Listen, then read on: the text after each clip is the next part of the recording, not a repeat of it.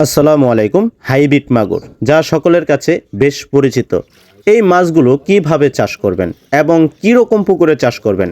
আপনার পুকুরটি যদি অসামান্য একটি নালা হয়ে থাকে, যেমন অনেক ময়লা রয়েছে বা কাগজ পলিথিন পড়ে থাকে, অন্য কোনো মাছ চাষ হয় না, পানির রং কালো হয়ে গেছে, এরকম পুকুরে আপনারা এই হাইব্রিড মাগুর মাছগুলো চাষ করতে পারবেন। তা কিন্তু খুব সহজেই ভালোভাবে বড় হয়ে ওঠে এবং এই সব পুকুরে এই মাছের চাষের যোগ্য।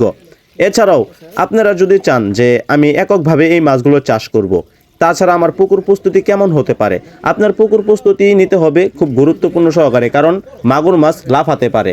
বৃষ্টি হলে মাগুর মাছ এক পুকুর থেকে আরেক পুকুরে চলে যেতে পারে। এই জন্যই আপনাকে খুব সতর্কভাবে জাল দিয়ে, নেট জাল দিয়ে ভেড় দিতে হবে, যাতে করে মাগুর মাছ লাফালাফি না করে অন্য পুকুরে চলে যায়। তা না হলে আপনার অন্য কোনো পোনার মাছ থাকলে সেগুলোকে ক্ষতি করতে পারে। এছাড়াও আপনারা এই মাছগুলো কিভাবে পাবেন, কোথা থেকে নেবেন, এখন যে সাইজের মাছগুলো দেখতে পাচ্ছেন, মাছটা আপনার সব পুকুরে চাষ করার যোগ্য। এই জন্যই এই মাছটার বাংলাদেশ জুড়ে চাহিদা অনেক বেশি। আর দেরি না করে যে চাষি ভাই ভিডিওটি দেখছেন, আপনার এরকম পুকুর থাকলে এই হাইব্রিড মাছগুলো চাষ করতে পারেন এবং আপনার পরিত্যক্ত পুকুরটি কাজে লাগিয়ে সেখান থেকে টাকা ইনকাম করতে পারেন। তো আমার চ্যানেলটি আপনারা সাবস্ক্রাইব করে দিবেন। পরবর্তী আরও সুন্দর ভিডিও আপনাদের মাঝে উপহার দিতে চাই। আপনাদের অনুপ্রেরণা আমার আরেকটি ভিডিও করার সাহস বাড়িয়ে দেবে। ধন্যবাদ আমার সাথে সময় দেওয়ার জন্য। আসসালামু আলাইকুম।